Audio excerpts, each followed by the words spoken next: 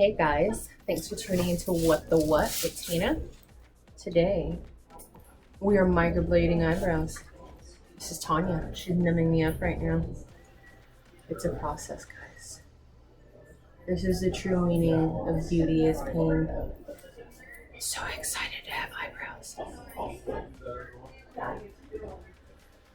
So Tanya, what does this numbing cream actually do? This is a 5% lidocaine, and it is going to superficially numb you, and then I will use a second numbing agent once the skin is broken that's liquid, and that will help numb you up even more. Broken. Yeah, the other one can only be used on broken skin. So fantastic. Are you okay? Hope you guys are excited as I am about this. Alright, so one thing that everybody usually asks us about microblading is, oh my god, is it so expensive? But no, it's really not. It's actually pretty reasonable.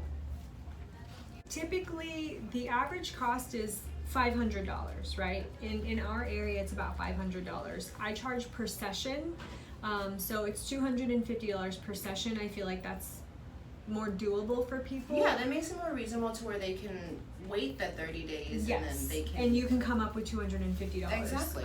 But I would encourage you to do your research on the person that you're choosing to do your microblade. And if you see these advertisements for like $50 touch-ups, I would be very leery, because who are we kidding? We're in business to make money, right? It cost me more than $50 to administer a microblade in materials. Yeah. So unless they're using some cheap pigments, some cheap, numbing agents or something like that, they're not turning a profit at that point. They're losing money. So you have to ask yourself, like, why is it so inexpensive? Are there blades, like, I don't know, did they buy them on Amazon or Exactly. some sketchy You guys place? have to know these things. So I would be very leery of a place that was offering $50 sessions or something like that, because I've seen them out there.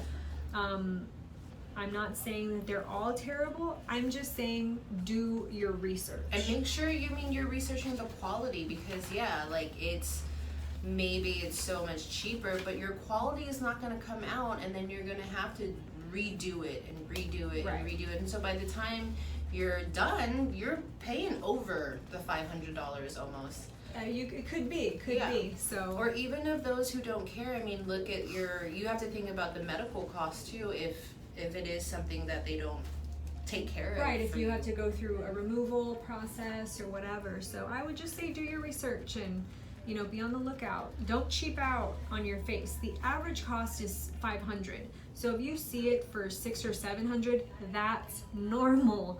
Now, a $400 range, I would say, in our area, okay. But if you're looking at $300 or under, unless it's some sort of special, I would be very leery, because at that point, they're not making money. So that doesn't make sense to me. You have overhead, and if you're making commission, if it's a 60-40 cut, it does not, or 50-50 cut, whatever, it doesn't make sense to lose money. That doesn't make sense at all. So think about that. Yeah, guys, it is quality over the quantity. We always say that. You guys make sure you do your research, make sure you know who is doing it for you, make sure they have certification hours, make sure they're very sterile with their stuff. These things are very important. Don't just go out and just anybody. Don't be cheap with your face. Now, girl, you don't want to be cheap with them eyebrows.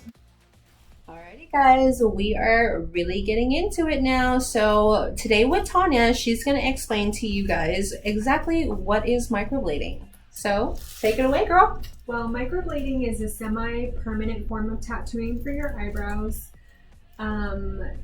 If you like what you have, you would just get it touched up every year to 2 years, depending on your skin type. It can last up to 3 years. That is so awesome. So what would you say the difference between traditional old school tattooing is to actual microblading? Well, the traditional old school tattooing actually goes subdermal, so it's permanent. Now that ink might fade, but it's always going to be there, right? And those old tattoos are very blocky, very solid, whereas microblading is done in such a way where it only scratches the surface of your basal layer. So that's why it's semi-permanent. It doesn't go deep enough into the skin, but it's done in such a way that it's made to look like hair strokes. So it's a more natural alternative. And what's great, in my opinion, about microblading versus traditional is that if you don't like it, it's not permanent. Eyebrow trends change every year, just about. You know, we go from fashion, super thin to super thick, and it's nice that you're not locked in for the rest of your life to one shape. Exactly. You know, if you come back for your 2-year touch-up or 1 year, depending on your skin type, and if you say, you know what, I think I want them fuller, whatever, we can do that. You're not locked into something that's permanent. Yes, guys, and this is gonna be so awesome. Your girl's gonna wake up with eyebrows. I'm super excited. So, ready for the microblading? We're totally gonna do a time-lapse video of this, so you guys aren't gonna completely watch us for 2 hours straight, okay? Enjoy, guys! Get started.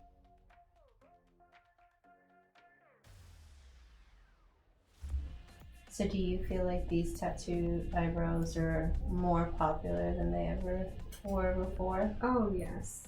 Very much catching on. Everybody should be very careful on who they go see. Absolutely. It's definitely important to do your research. How many hours of school or class did you actually have to take for this? I took a 3-day course, but I had to do at least 1,000 practice hours of live models where I had to submit my work and make my corrections before I was actually certified. I purposely chose a course that made me earn it. Now, what is the licensing and regulations on doing microblading on the eyebrows? So the thing about microblading is it's so new that it's not as tightly regulated as it should be, if that makes sense. Mm-hmm. So anyone could go learn to microblade on the internet if they wanted to. You do have to work in a salon or a shop that has their tattoo license, but otherwise, legally, those are the only specifications you would need in order to do microblading, which is why you should really do your research. You know, you want to make sure that the person you're going to is bloodborne pathogen trained. You want to actually see some of their work, you know, whether you know someone who's had it done and you've seen their eyebrows or you see pictures of their work, that is important as well. Yeah, cheaper is not always better. Cheaper is not always better. If you guys didn't remember, one of the news articles that came out where the lady's eyebrows were so done wrong that they were above her eyebrows. Correct. That was crazy. Now, that's something you would just have to let it fade out, huh? right, you would just have to let it fade out. Y'all, don't be walking around with 2 sets of eyebrows now. Right. Now, Tina's face is a little bit different. When she's laying down, they look uneven, but as she stands up, this one actually is even with this one when she's sitting up. Her gravity takes effect differently on her face, which is why it's important that you should have whoever's working on you, they should check while you're sitting up as well. You guys, I mean, as thorough as she's doing it, like, this should make you feel real comfortable. I'm just saying, like, I feel like my eyebrows are gonna come out perfect to my face because, I mean, it's taking a lot of work to, like, even to measure, yeah. You don't want to just go in and somebody's like, oh, I got you, I know what your eyebrows are gonna look like. Yeah, don't be too trusty. These are your eyebrows. Your face. Yes. Alright, so we're gonna go ahead and get started. So I use one of two things. I either use my blades with a sanitizable pen, which looks like this. But today for Miss Tina, I'm just going to use a disposable one. Alright guys, and we're gonna time lapse this video, so don't you worry, you will not be laying there, or sitting there actually, watching me lay here for 2 hours. And, that'll be fun, but I have my trusty handy dandy noise cancellation headphones. The only reason why I say that is because it is somewhat closer to your ears, so I'm sound sensitive, and I can hear it, and sound bothers me. The pain, obviously, of getting tattooed. I have lots of tattoos. I'm not as scared of the pain. It's the sound. So I'm going to put on these babies. Here's a stress ball.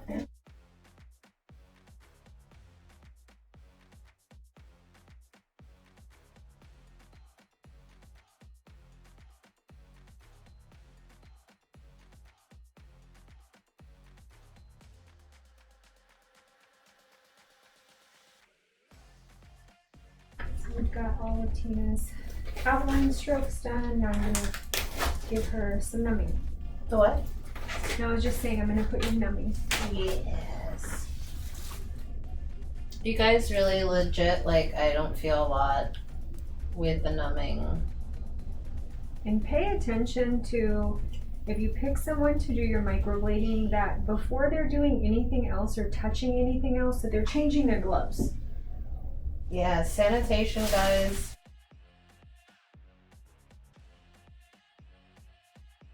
So, after doing our eyebrows, Tanya's gonna explain to us now that I have them. We're gonna explain the complete aftercare of it. So, Yeah, so the first 7 to 10 days are the most crucial.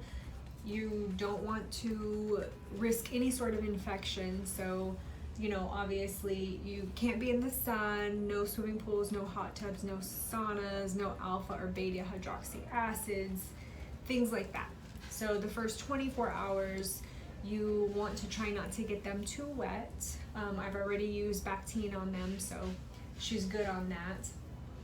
Your total healing process takes 30 days though. Your skin might heal on the surface, but underneath it's still healing. So you have to be patient. So your touch-up is done in 30 to 60 days. Nothing before. all right. And then also, while you were doing it, we were talking about the importance of all the sanitation that you were doing, and that is something that that you should look out for while you pick your person to do your microblading. Right. I would ask, you know, you have the right to ask questions. So you know, for example, I offer a free consultation. It's 30 minutes. I also do an allergy patch test on the skin to make sure that you're not allergic to any products that are going into your skin, because obviously if it's going into your skin, you're going to have a way worse reaction than if it were strictly superficial. So health and sanitation are so important. You have the right to ask, you know, are you bloodborne pathogen trained? You know, ask what type of training they have, where they went to school, what experience they have. You have the right to ask those questions. And these are very important things, you guys. You guys don't ever want to walk away with any infections or anything that goes into your blood. This is something that's super duper important. Absolutely. Now, go ahead. Well, so how long would you say normally a touch-up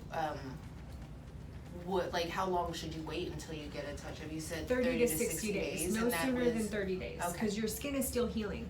Now, you have those people who want to wait longer than 60 days, and that's not a good idea, because you're going to end up having to do a third session. Now, some people, depending on their skin type, would have to do a third session anyway. For example, I have hypothyroidism, and I have that type that, because of my internal issues, where I would need a third touch-up, and I'd have to get a touch-up once every 6 months. You know, that's just internally. But if you're waiting longer than 60 days, that ink doesn't have anything to anchor itself to. So if you're waiting longer than that, you're gonna need a third touch-up, most likely. Otherwise, you know, you're gonna have to redo it in 6 months. You're gonna have to do it sooner than someone who did their touch-up in 30 to 60 days. they might not need a touch up for 1 to 2 years. Yeah, and that's something So- you guys just have to keep in mind. You're investing in this. This is, you know, you're putting money in this. You don't want to do it double, quadruple time. I mean, you guys want to stick to it. Make sure you do it right. And find somebody that's going to be that honest with you to tell you that. Because some people are like, oh yeah, just wait. And then you end up paying them extra. And that's what they want. I'm not going to lie to you. Like, we've seen it in the industry. That's what they want. You're just lining their coffers. Exactly. So make sure you guys do your research and everything. You guys know that I'm going to put all of Tanya's information into the description box. We will have her Instagram, her Facebook, to where you guys can maybe send her a message. I will leave the salon name, phone number. That way you guys can call, make your consultations. Make sure you follow her on Instagram because she does post her eyebrows on there and you guys can actually see what she's doing, which is so important. You guys want to see that proof. You guys want to hear the testimonies of clientele because it is very important. They're your eyebrows. It's on your face, guys. Yeah. And everyone does their aftercare different. There's huge controversy over, you know, dry versus wet healing. Now, I give paperwork, you know, stating everything that you're gonna do, and I hand out the aftercare product. I use Tina Davies. I love it because it's not only antibacterial, but it's antimicrobial, and it's a thin layer of gel. I don't love the method of using Aquaphor because I feel like that's only creating a barrier. You know, it's not You want it promoting to any heal and healing not. or exactly. So in the aftercare, it's this cute little, it even shows you what to expect, a little picture of what to expect during the healing process because it's different. Yeah, it's a different You know, kind of tattoo. It's not like an And it's arm not tattoo. a one and done Yeah. type thing. It's not like, oh, I have, you know, a 40th birthday party coming up in 30 days, so I want my brows to look perfect by then. It doesn't really work that way.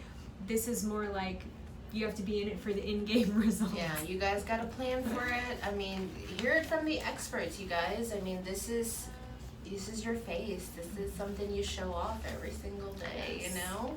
And though we strive for symmetry and color saturation and all those things, usually your second session, I call it a session, but your touch-up, it's probably more commonly referred to as that term, that is where we do the fine-tuning, making sure we've got that color saturation, making sure that it's as symmetrical as possible. So Yeah, so understand, guys, it's not just walk in, one and done. You guys have to No. make your sessions, make your follow-up, like make sure you stay up with it. If you guys don't want to spend and shell out the extra money, that you have to do it already.